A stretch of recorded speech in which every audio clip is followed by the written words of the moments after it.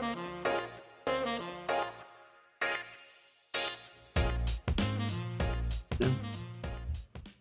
Welcome to Founders Error. My name is Charlo Waltz.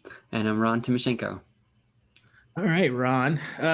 Been this week has been interesting. I've been struggling with some time management on Visitor Kit, this new product I've been working on for the last couple of, I think, month now. So basically, I was looking at my time, track my time as I do stuff like I do for clients, and I've worked every day of April, Mm. including weekends, every single day. So about 6 to 8 hours on weekdays and 2 to 4 on the weekends, depending on what time I wake up, what time, the baby in the house wakes up too. Yeah. So, but that's, yeah. But, this past week, I basically run into like the end of my kind of MVP build, right? Like super early MVP, like I was mentioning to you a little bit earlier, where if you're a Visitor Kit customer, you can't change your email. There's no settings or anything for you. It's literally like your analytics. It's like the Yeah. product you signed up for, and that's it. Yeah. You can Yeah. log out and you can sign in. That's it. That's extra. All the other stuff's extra.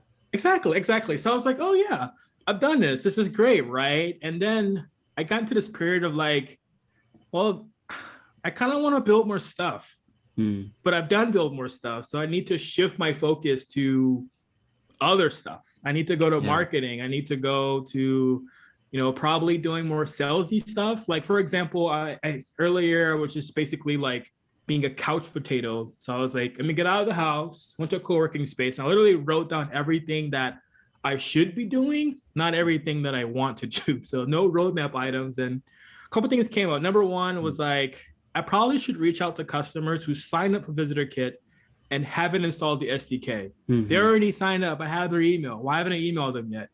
Yeah. Because I'm an engineer. I don't do that. I don't know how that works. I don't know how to start an email. Yeah. As an engineer, I hate those emails. Like, don't email me, salespeople, but I know that stuff works. So I've been really struggling with like managing my time in that way and not building. Like today, after that planning session, I worked on marketing stuff. I built a how it works page, explaining more about how it works. One thing I learned was like people didn't understand how website analytics work, which totally makes sense. This guy put up my contact form. He was like, hey, how do I install Visitor Kit on my YouTube page? And I was like, okay, that's not how this works. I mean, I probably need to explain it to people. But it's one of the things where it's like, I should spend more time doing that than like trying to find like stuff to build that nobody asked for, or no one will be around to use because I'm not, doing the marketing side. So just wondering, like, how do you deal with that? Any advice or, how do we help other people deal with this too? Because it's right now, it's not good for me. It's not looking good. I'd like to stay on this path I'm on.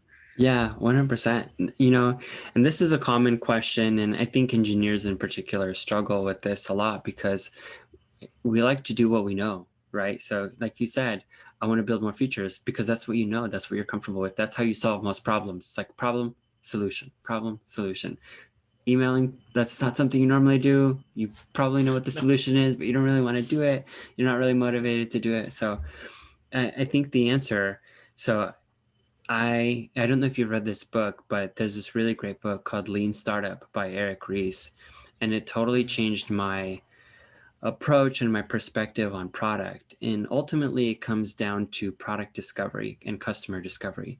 So before you build any feature, you validate whether or not a customer even wants that feature. So how do you know which features you should prioritize or which features you should build? You ask your customers, exactly like you said. You had a bunch of people sign up and they wanted something else, like how do I install this on my YouTube? You reach out. So for one, you reach out to those customers and find out, well, in that case, that's probably not a good fit. Right. So in that case, you have to change something on your page to make it more clear what kind of customer you're searching for. So that will filter out the people who are not even the right target market. But then beyond that, once you do have a strong connect, so you gave this example of this customer that you have that's in Brazil, that's a power user, that's the kind of person that you need to be engaging with and asking, what would you pay for? And then you build only things that people are willing to pay for. There's this sort of idea, is your product a painkiller or a vitamin? A painkiller, some people are willing to pay to kill pain, but a vitamin is more of a nice to have. But there are sort of two sides to that story as well. A vitamin is recurring. You constantly taking vitamins because it's more preventative. So the ideal scenario is where your product is not only a painkiller, but also a vitamin. So you have something that's solving a pain. People have a real issue that they're willing to pay to solve, but then they also want to continue to pay for it because it gives them some sort of preventative or delivers value to them in a consistent way. So going back to what I was saying about the lean startup, and in that book, there's a great story, and this is amazing. He talked about how they started the startup and they got a bunch of funding and they built this product based on ideas that they had. It was great. They wanted to build these avatars for people to interact with other people. And they built this feature to import contacts from other social networks like Facebook or YouTube. I don't remember. It's been a while since I read the book. Yeah. And so they spent all this engineering effort to import contacts, and because they thought people would want this seamless onboarding experience, but they didn't bother asking their customers whether or not they wanted that. So they built this feature, and then they saw that nobody was using it. And they're like, why aren't people using this feature? So they decided, let's reach out and talk to some of these customers. Let's do some customer discovery. And they found out that people didn't want to import their friends from other social networks because this is a new one, and they wanted to make new friends on the new social network. So they wasted time building a feature that they thought customers wanted, but nobody actually wanted. And that was his revelation in the book. And that's what he advocates for. Don't build features unless you have customers willing to pay for them. That helps you prioritize. You're not building things that you think are cool that nobody else cares about. You only build features that people actually want and are actually willing to pay for. And it helps you really prioritize and focus on the things that matter. Yeah, that makes so much sense. An example you gave too, I can see why building a tool makes sense for them, right? Because that's how they get people to invite their friends. And they wanted to build their network. Right. No, it totally makes sense. Yeah. So yeah, it's an interesting thing because like when you're an engineer, you're just in a background, right? The stuff kind of happens around you, or you're just like, all right, well, there's always also too, there's like parallelization of two things happening at once, where someone's talking to customers, onboarding customers, getting feedback. Then it's like the other side of like, we're building this feature. It's going to take a couple of months to build anyway, right? So it's not like we're going to keep cranking this stuff out. But yeah, it's tough because right now I'm in a situation where it's like, I need to stop building and start talking to customers, which is like completely different skill set. I find myself reading books that I would never read because it's like, well, I need to understand, how do I even like write an email that's readable? What subjects works? Integrating with different tools, which has been super helpful. I did something that I, used in the past for a client. I used ActiveCampaign. This is something that I set up where I imported the users and I put them in a funnel. Basically, it was like, if you sign up for Visitor Kit, because the problem is I have like multiple steps. You sign up Visitor Kit, that's great, but I also need to install the SDK. If you don't install the SDK, then you're not really using the product.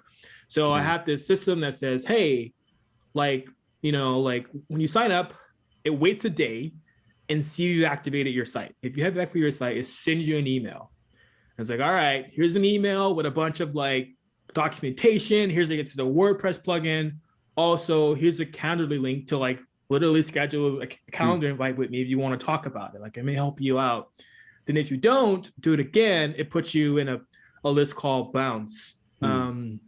It's helpful too, because I've been using this to tag people differently. So if you're like if you sign up without me sending you an email, I'll put you like in this self-guided category. Idea of it's like, I'll probably leave you along less later when it comes to like tutorials, because you clearly are more like understand what you're doing. Right. But if you're guided, then help you out.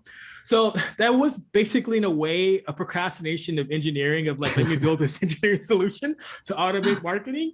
But now people are like in this bounce list that I need to email and talk to. So do you have any suggestions or resources of like how to reach out to people? How to engage with those people? Yeah, exactly. Yeah, actually, I do have a suggestion, and I think you should ignore those people for now. Because interesting. The reason why is because they did not have enough of a pain for them to go through the effort of going through everything. That's a good point. That's a really good point. People who have gone through the effort of trying to figure it out, they have a strong need. So much so that they were willing to go through the trouble. Those are the people that you need to engage with and follow up with. It's a good point. So people in the other was just like spam them with email, my newsletter for now until they come back or something. I think it's okay to include them in messaging. Yeah, one thing about that though, I was curious to, because one of the things I don't ask my onboarding, I want to add to the site is like, what is your job title? Like, what do you do? Because I'm curious to know, maybe it's a case of maybe I should survey them maybe instead of like, are you a marketing person that you don't know technology, or like why did you sign up almost, right? It's kind of like trying to understand that too. So it's like if you signed up, let's say like you're the guy that's like has a YouTube channel trying to understand YouTube analytics, it's like great, I could use this to try to figure out how not to market people like you at the same time too. But that's interesting though, like I didn't consider just ignoring them. That's what I've been doing in the background just because of just procrastinating. Yeah, but lack of time. Yeah, exactly. But that time I could use could be used on marketing and getting new people and to keep feeding that funnel of getting more people in that list to get more people to sign up. But no, I didn't consider it as an option. So yeah, I mean, that's not to say that you shouldn't. I think if the people went through the effort of signing up and going through that, I think you should still engage with them. You can send out newsletters, you can send out updates. Maybe whenever they went through your sign up process, they saw that it wasn't meeting a particular need. So I think it's still worth engaging with them. They're cold leads. You can just interact with them passively. But the people who went through, that's your niche right there. Those are the people that you need to focus on. And then I'm going to recommend another book. You mentioned reading all these books. There's another book called Crossing the Chasm. Crossing the Chasm. The author, I forget who the author is at the moment, but we'll put a link in the description. But this book is great because it tells you one of the problems that a lot of startup, it's very similar to the Lean Startup book by Eric Ries, but the issue that a lot of startup founders struggle with is they try to cast a net that's way too broad. They are afraid that they're not going to get the right people to sign up. And so they just try to cast a broad net and capture as many customers as possible. But when you do that, just like if you were to go fishing, you're going to catch a bunch of junk that you weren't even intending to catch. It's exactly the same. What you want to do is focus, make a smaller net, but that's more salient, that's more highly targeted. It's exactly what Facebook does, right? You target specific users, they're more highly likely to convert. They're more likely to be your target audience. And you don't have to convince them as much. You don't have to message to them as much because they already understand what it is that you do. So the reason why that's important is it will help you focus and prioritize your effort around people who actually care and want to use your product. They're going to give you better feedback, like this Brazilian customer that you mentioned. They're going to teach you things that you didn't even realize about your product. Whereas the people who are not really engaged, you're going to spend a lot of effort on marketing costs or whatever, and they may not even convert at all. And all you're doing is just increasing your customer acquisition cost. So you focus on your super users, the people who are passionate, that they're going to become your word of mouth customers. These are the people that are going to give you your testimonials. These are the people that will continue to use your product all the way along because they got value out of your alpha product. They'll continue to get value out of your beta, your delta, gamma, whatever, version 1, however many versions you have. Exactly. That's what you need to focus on. Yeah, that makes sense. I do that with marketing. So I think for me and my skill sets, I do consider like marketing one of my stronger skill sets when it comes to like digital advertising, for example. I do that a lot with my Google ad campaign. It's one of the reasons why I built Visitor Kit was to make this filtering process a lot easier. But I didn't consider that with the actual customers themselves because you treat, every customer, every number it goes up, you're like, yes, like this is like motivation every time it goes up by 1. You know, so that's an issue of like balancing that, as quality over quantity. Exactly. Now it's a really good point. I definitely will keep that in mind as I'm going through the weeks and time. So solid advice. Yeah. Great. I'm glad that's useful. It's like there's this, I remember watching this documentary on Netflix. It was like, it's called Objectified. And there was a quote in the documentary that I really loved. And they interviewed a bunch of these well-known industrial designers, and it's kind of similar. There's this really great book called The Design of Everyday Things, and it talks about like random things like scissors, and I don't remember, I haven't actually read the book, I've just read snippets. The documentary is similar, But it just talks about the process that industrial designers go through to design things, and how do they figure out what the right way to make a pair of scissors or hedge clippers or like a stereo. What process do they go through? And I forget which designer said it. I want to attribute it to Dieter Rams because I just love Dieter Rams. But he said, or whoever said, if you design for the extremes, the middle takes care of itself. So when they think about design, they think about power users and they think about total noobs, people who have no context. If you solve for the power users, who are your natural people who are going to give you the feedback that you want, and then these noobs who you've already mentioned, you're already encountering, they don't even know, like YouTube. You gotta teach them. Yeah, exactly. If your content teaches people who are completely unfamiliar and it also caters to the experts, then everybody else in the middle, they'll fall in line. They're probably not so extreme that they will be a power user, but they're also not such complete neophytes that they won't understand the other stuff either. It really has me thinking, because the middle is exactly what I don't want. I think the middle are like the marketers people, right? They're like, I'm not the person, I'm gonna put in a ticket to get this code on the site, right? Versus like the person's like, I have a website or I have this new product I'm building, Shopify store, I need to get analytics on it. And the other person's like, I'm building this SaaS product, I need analytics that's more complicated than Google. Yeah, no, it totally makes sense. I never considered that, which is like design for the extremes, and the middle takes care of itself. Yeah, that's going to be helpful too. It's like, I was thinking about one of the things I want to start doing is focusing on like content creation, right? Of like blog posts and things like that. I wrote a blog post about like, what is a UTM code, right? To cover that like bottom ground that's of people. great. But that's a really great example of like more content like that might help with the, like the onboarding process and finding the right customers versus like trying to get something that catches everybody. Yeah, because that's kind of my goal at first, was like more of a newsletter approach of like just capture every email you can, and then from there you can convince them to sign up or convert them or some reason. But yeah, no, that's interesting. Yeah, for sure. Happy to recommend all kinds of books. yeah. And the thing is, I was just gonna say real quick, the thing is, I think what you'll find is a lot of product and building a great product, you actually don't spend a lot of time engineering. You spend a lot more time talking to customers and finding out what it is that you want. Yeah, unfortunately. Yeah. Well, it's easy, to kind of rely on what you know. It is. And I'm sure I've said this before, but I remember seeing this T-shirt and I loved it. And it says 2 weeks of programming will save you 2 hours of planning. And as engineers, we like to do, it's backwards. Yeah, I know.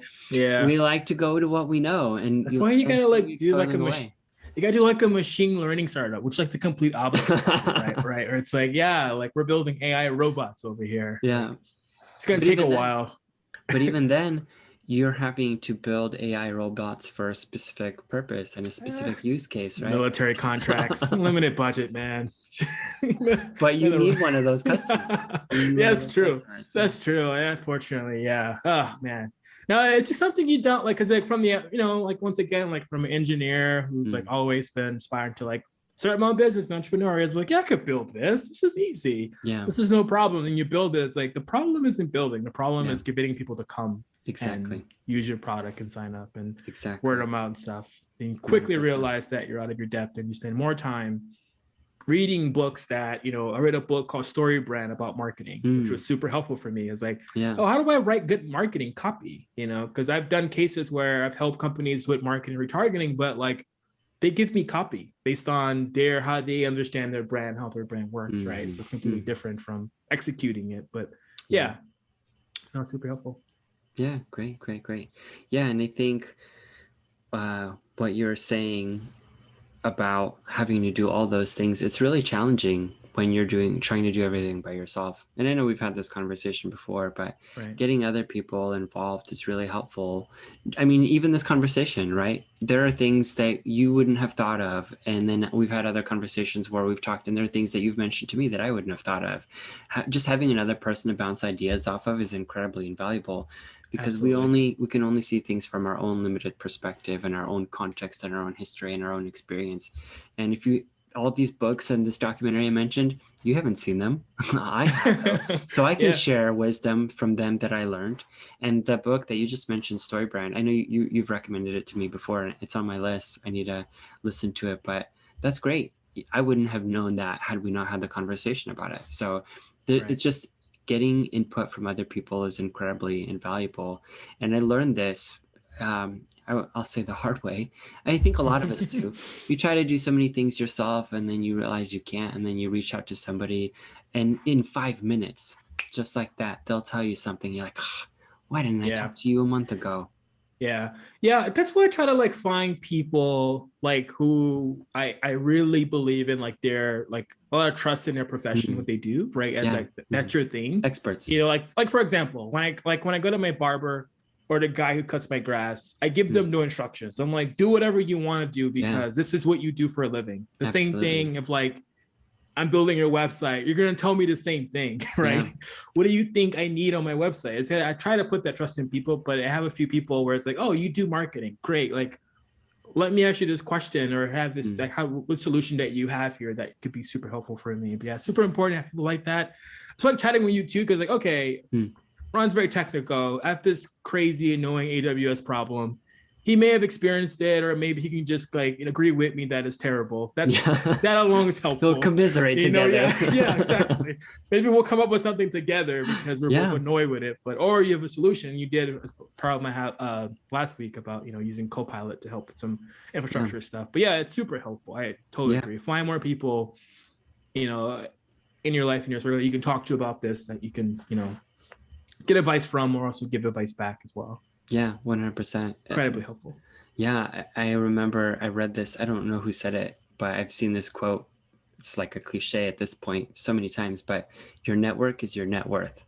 If you have people in your network that are experts, like even lawn mowing or grooming or, whatever the case may be, any random question, you can ask them and they'll be able to answer. And I learned this.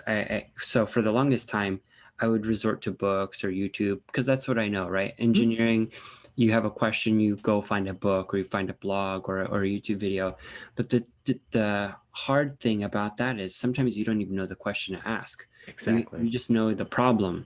You don't know, you need to use, like you were talking about Visitor Kit and how people will need to install the SDK. Like, who even knows what an SDK means? Exactly. Yeah, exactly. Like, developers know, right? If you know, you know. Yeah. Yeah. If you know, you know. Exactly. And that's the value of an expert. You don't even have to know the words. You can just describe the problem and they can tell you. They know the words. Yeah.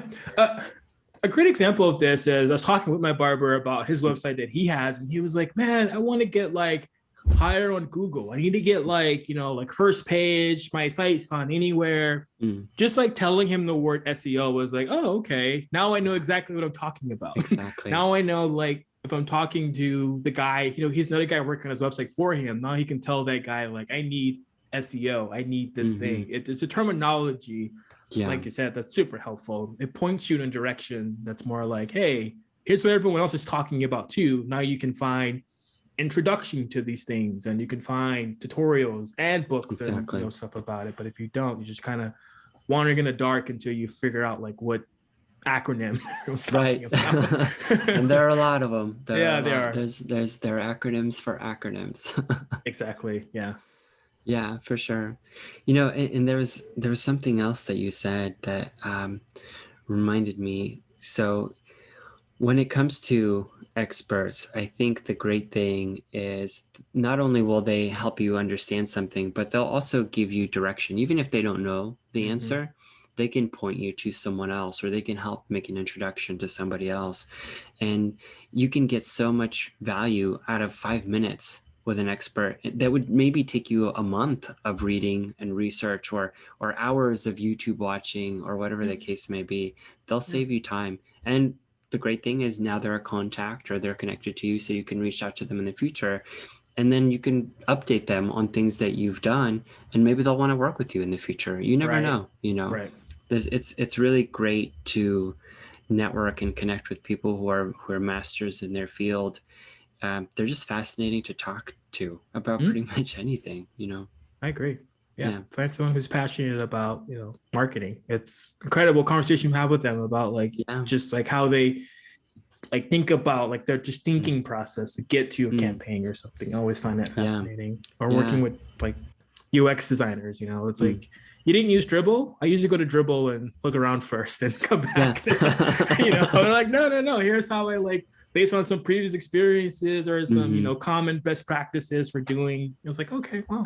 Yeah, that's totally awesome. I'm sure there's I don't know if this is a thing, but I'll speculate. I'm sure there's Dribbble driven design, just like there's Stack Overflow driven development. I think I would say that more than half the Dribbble accounts are like mine. You have an account to search just stuff so and look up stuff. Copy other people. Yeah, like this is amazing. I'm never gonna post anything like this because it's literally gonna be this design with this color from this other Dribbble shot that came together to create this fun product. But no, it's an awesome tool though. But at the same time, it's like a space where you can find those creative people, right? I'm sure I know designers do the same thing with GitHub. They just go and like literally like download code. I'm like, okay, cool. I don't know what it does. Yeah. It's like, oh, cool website. I'm gonna download your code. I don't care. I'm not gonna contribute or commit anything ever. I'm just gonna take your code and use it.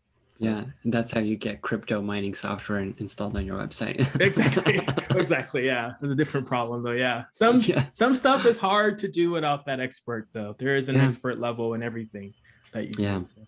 It's true. That's also when services like Fiverr are super helpful. Like many times I've used Fiverr. It's like, look, like if you want to just take a stab at some marketing copy for a product work, great, awesome. Yeah. Here's just create me 10 logos. Sure. Like, I don't care. They're going to be better than any one I can come up with, Yeah. So, yeah, for sure. No, stuff like that are awesome. Yeah, it's so true.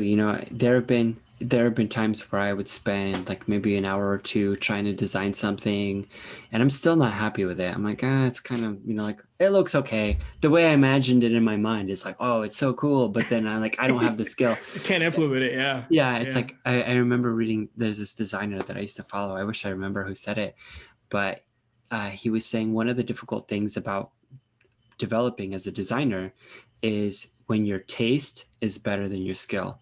Like you have a great design taste, you recognize good design, you know what it looks like when you see it, but you're not skilled enough to reproduce it without just like literally copy pasting and modifying. And that's exactly what happens with us as engineers. Design is not our strong suit, but we think we can get by with it, but we don't understand UX principles or why certain buttons or colors or, like maybe you do through experience since you're a front-end developer. I think front-end developers, or you have experience as a front-end developer, you understand some of those concepts, but somebody who specializes in UX, they understand those things intuitively. Absolutely. And they can even explain to you why using certain buttons and certain placement, why you should avoid colors and high contrast and thinking about accessibility and then thinking about things that are highly converting versus things that just look good. And they're not the same thing. And when you design something, you may think, oh, I like blue just because blue is cool. But a UX designer may tell you, actually, if you use orange, there's a 10% increase in the number of people who click. Studies have shown orange buttons are more likely to be clicked than blue buttons because of banner blindness or some other thing. So that's the value of an expert. There are things that they'll mention to you that you don't even think about. And you're like, man, I'm so glad I talked to you. Yeah, for sure. It's awesome too doing that with a designer.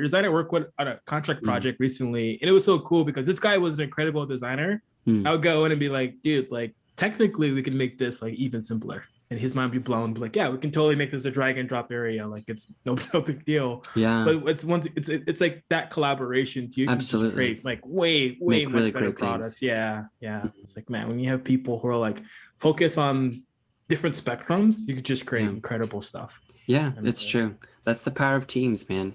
I'm so passionate about teams. That's my stuff. About teams. And I learned that, and that's the thing. You said this. If one expert is great, imagine if you had a team of experts. They're all experts in their own specialty. And this is kind of cheesy, and I have a Power Rangers helmet, but so it's like a perfect analogy. But I thought about this the other day. I think the Power Rangers is such a great example of a team of people who are experts in their craft. And even when they combine together to make their Megazord or whatever the heck it's called, one of them is like controlling the left arm, the others are the right arm, the left leg, the right leg. But they all create a body, and that body is what gives them the strength to overcome any obstacle. So they're specialists in their each given area. And it's when they come together, then they're incredibly powerful, far greater, where the sum of the parts is far greater than that of any individual. You know, it's the power of teams. I love it. Yeah, for sure. Well, I think that was a great subject to cover. I think it was good. I think we'll leave it there.